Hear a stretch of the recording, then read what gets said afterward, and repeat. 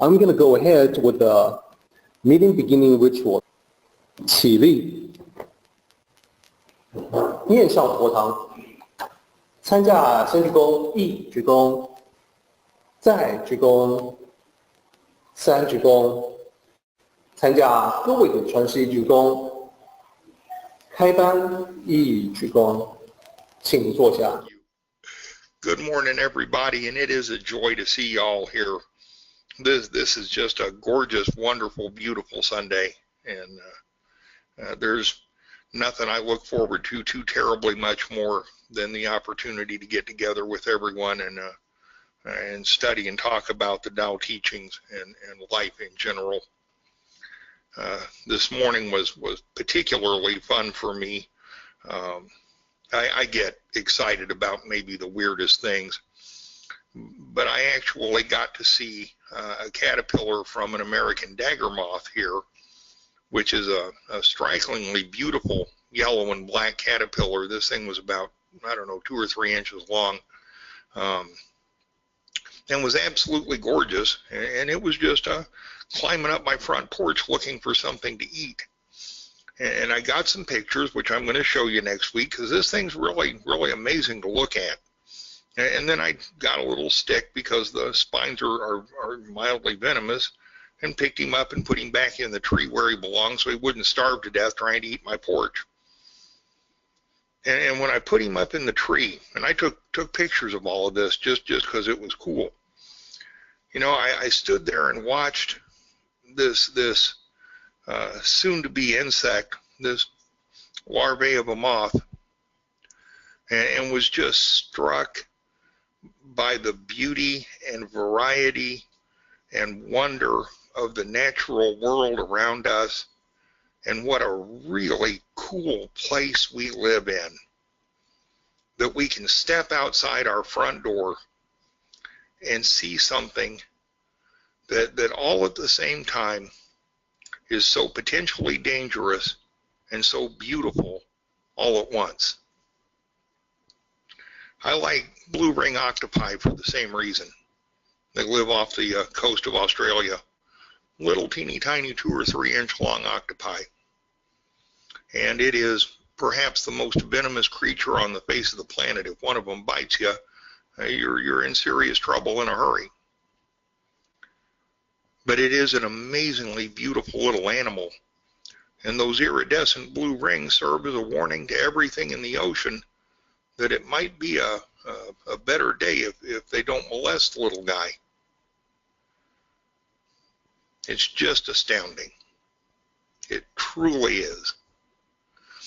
The fact that we have the ability as another species of animal on this planet to contemplate our existence, to think about our philosophies, to consider our spirituality, and to formulate the philosophical path that we follow into the Tao is a miraculous and wonderful and beautiful thing. And I'm awestruck every time I think about that, at what a miraculous thing that existence is. I don't actually have any firsthand knowledge to impart to you about what's going to happen to us when we die. I only know what I believe. And at the end of the day, that's all anybody really knows.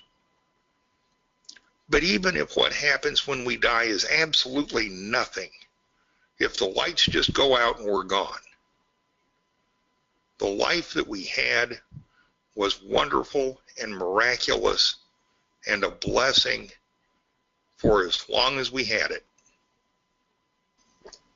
This morning, if I may, I'd like to finish up on chapter 22. Nobody probably ever even remotely thought when I started this that this was going to take 3 weeks to get through. And I truly hope that going through this from the perspective of the practices of Tai Chi, as well as the philosophical Tao, has been helpful to someone. And if you guys like this sort of thing, I will be happy to continue to do it.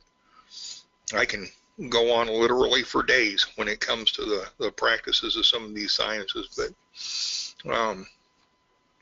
I want to finish this up because today we get to the thrilling and exciting conclusion of the chapter, the takeaways, if you will. At the end of last week, where we read down to was the line where Lao Tzu says that the sage holds to the one as the example for the world. Okay, and we talked about what that means and what it means to walk the path from that perspective. And in the lines following, Lao Tzu says, without flaunting themselves, and so are seen clearly, without presuming themselves, and so are distinguished, without praising themselves, and so have merit, without boasting about themselves, and so are lasting.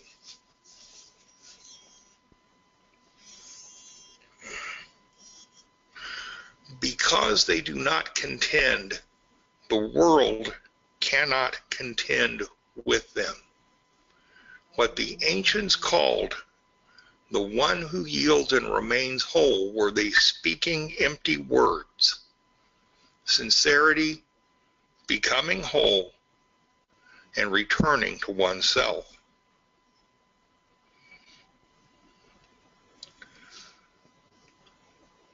This is the root, the essence, the substance of chapter 22 right here. This is the point. There are a number of critical elements involved in the balance of our lives, in the asymmetrical balance of the energies of the Tao. And at this point, human behavior diverges from purely energetic pursuits and gets deeply into the psychiatry, psychology, and spirituality of a human. Because here we talk about not the what, but the why. Not the mechanics, but the reasoning. The elements of that balance are humility and compassion and flexibility and wisdom. These are the elements that we pull from not flaunting ourselves, from not presuming ourselves, from not putting ourselves above another person. And these elements are the very antithesis of contention and conflict. When I talk about humility, I'm not talking about false bravado or braggadocio or humble bragging, right? It's not the backhanded lip service that very often gets paid to humility. And when I speak about compassion, I'm not talking about only with the people that we know and we're close to. Okay? Anybody can do those things. What I'm talking about is humility that transcends the self and compassion that transcends the known. Okay? Wisdom that sees other people the way they really are, instead of either the way we'd like to see them or the way they'd like for us to see them, both of which are very frequently based on delusions and illusions both. Because without that kind of honesty, without the ability to transcend the secular norm, we haven't really made any progress. We haven't really approached humility or compassion, either one. And without those two things, we don't really have the ability to be open-minded and truly flexible, because our perspective is always that of our own thoughts. We're always stuck in our own head saying, yeah, but I'm right anyway. Whether we say it out loud or not. At some point, we have to develop enough wisdom to understand that that kind of thinking doesn't really work, that that kind of thinking is not the thinking that Lao Tzu is talking about here. It's not the thinking that ends conflict. You might avoid conflict with it every now and again, but it isn't genuine. Okay? Lao Tzu says in the last line, sincerity, becoming whole and returning to oneself. The first word there, sincerity, was not an accident. It wasn't a mistake. It was intentional. And the way Lao Tzu says it, it's not a suggestion, it's an imperative. Lao Tzu says that one who knows others is intelligent, and one who knows himself has wisdom. Mr. Bill's paraphrased edition. I'm sure Derek's cringing right now. But that level of self-knowledge is absolutely crucial to us. How do we get that? Well, through cultivation and refinement of ourselves, by realizing that what we're doing isn't as effective as it could be and finding a better way to do it.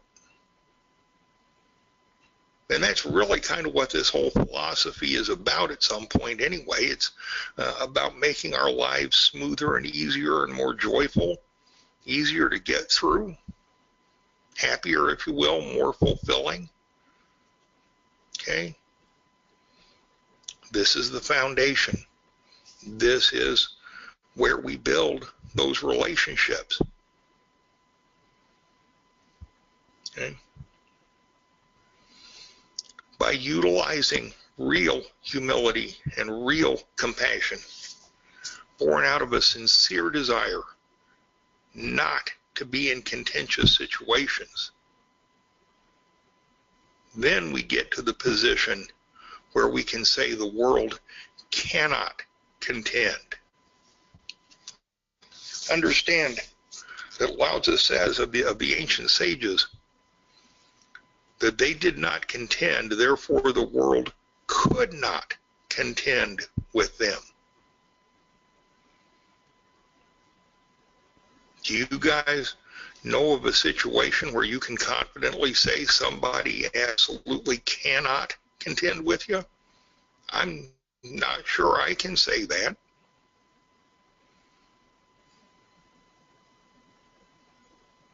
But when we truly possess the knowledge of humility and compassion, when we are truly flexible and open-minded, when we are really willing to yield,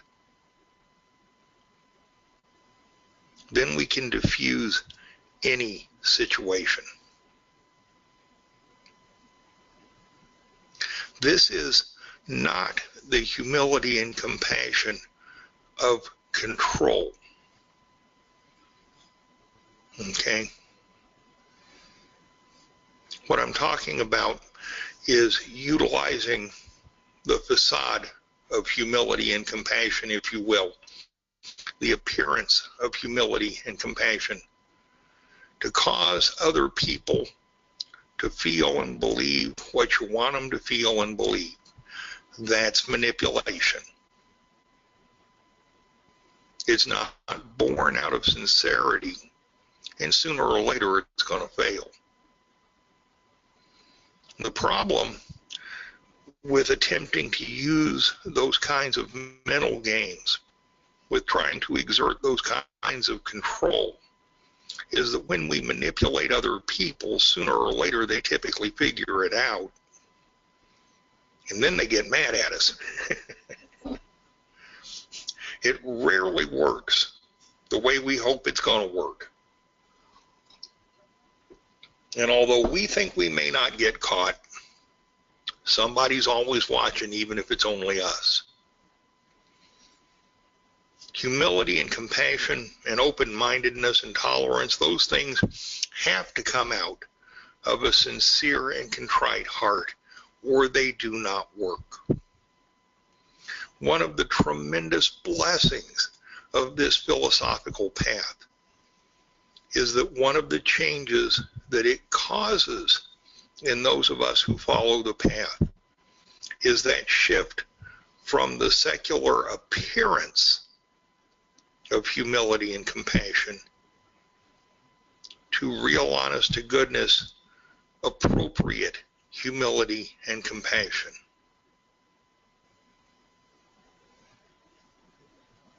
Sometimes it's difficult to know the difference. Sometimes we think we're behaving with the best interests of ourselves and others at heart.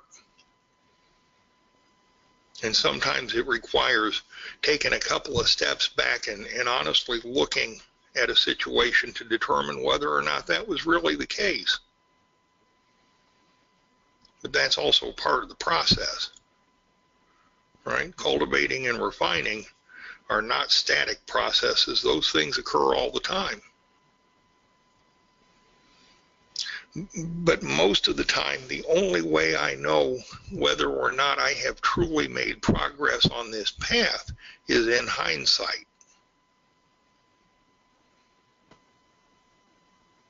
And so looking backwards down my own spiritual journey, these days I try to be quick to adopt what works and quick to get rid of what does not, and attentive to the difference between the two.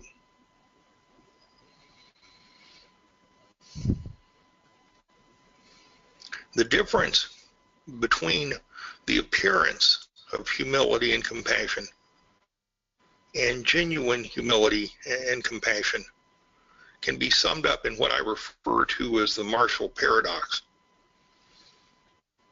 What I tell my students on a very regular basis is that we train every day as though the war were imminent, and yet we pray to everything we hold holy that it is not. The imminent conflict is almost always the result of egos and personalities that have not learned humility and compassion. The need of a person or group of people to impose their will, their philosophy, their ideations on others. Okay? And it doesn't really make any difference which philosophies, ideations, or will it is. It's the fact that it's an imposition that is the seed of conflict. It is the practice of sincere humility and compassion that diffuses that conflict, that is the voice of the prayer to everything we hold holy, that war is not imminent.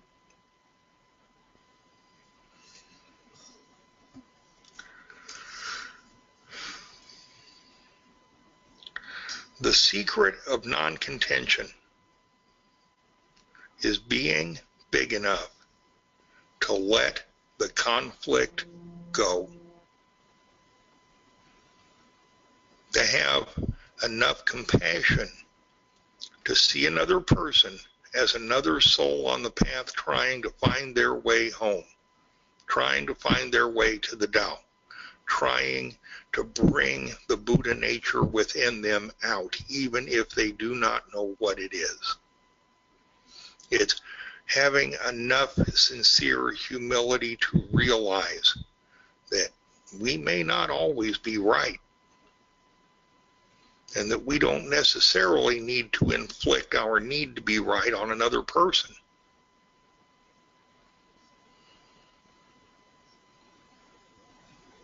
If we can't do that,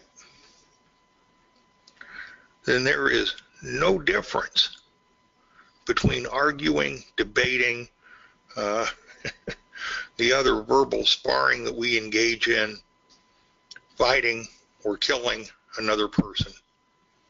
Because all of those things come from the very same emotional space, okay? The only difference is the level of activity and the severity of the consequences. You may or may not agree with that statement in its entirety, but understand that Lao Tzu says a violent person cannot have a natural death. And I will use this as the foundation of all teachings. He didn't say that because somebody engaged in a fist fight or a war. He said it because those things come from the same wellspring of thought and psychology as arguing and murder and every other negative, violent, emotional thought we get.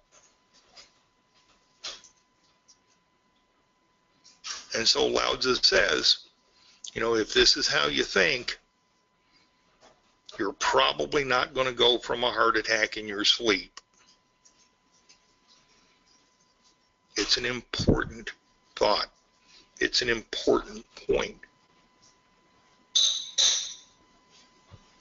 For as long as we allow the world to contend with us, we can be contended with.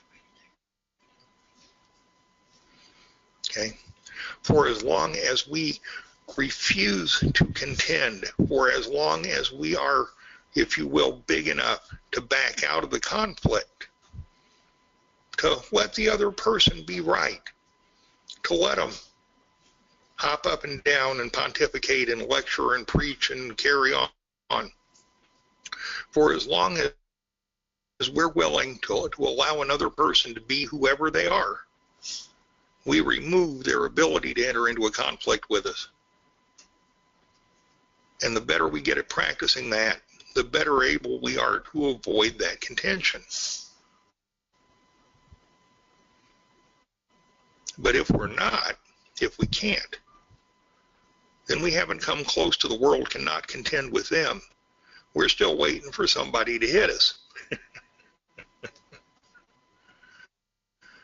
I hate getting hit. How much do I owe you? Pardon. So at the end of all of this, what can I offer you? Well, I guess for starters, you know, humility and compassion are two of my favorite topics anyway. I really pretty much like other people. And I really, with all of my heart, want to see the day come where people quit hurting each other for no other reason than just because all the pain and anguish and conflict is wasteful and destructive, and it causes untold problems for countless people. I would love to see the world at peace, where people aren't fighting each other for food or resources or anything else. But for now, that's just a dream. And cultivation of the Tao philosophies or some other uplifting form of spirituality can be the foundation stone for where that comes from. But only when a person knows themselves well enough to put down the appearance of humility and compassion and practice those skills sincerely from the heart, where the desire not to participate in the contention and conflict is stronger than the need to be right. See, sincerity and practice are kind of the keys to success for most of these teachings, and for these two in particular. You know, we're all working towards, hopefully, a life free from conflict and contention and issues with other people around us. And those are worthy things to work for. When it comes to things that contribute to our overall happiness and joy in life, not having somebody trying to verbally or physically beat you senseless on a daily basis is pretty high on my list of things I like. But once again, that springs from self-knowledge, and that springs from practice. from study, from introspection, from meditation, from whatever it is that you do that helps you get a handle on what's appropriate and what's real. Because it's only when there is no internal conflict that there can then be no external conflict. That's a person by person, a one person at a time achievement. It's not something I can teach. It isn't something I can give you. I can train somebody for the rest of their lives, and I cannot give them inner peace or remove their internal conflict from their lives. Each person has to find that answer for themselves. But I'm going to tell you, it's an answer worth finding. And the practices of humility and compassion and flexibility are well worth achieving. I hope with all of my heart that day by day, as I continue to cultivate these teachings, that I get a little closer and a little more adept at those things myself. And I pay a lot of attention to trying to be sure that I do. Thank you all very much for letting me talk to you today. And I truly hope something that I said was helpful for someone. Have a great rest of your weekend, and thank you very much.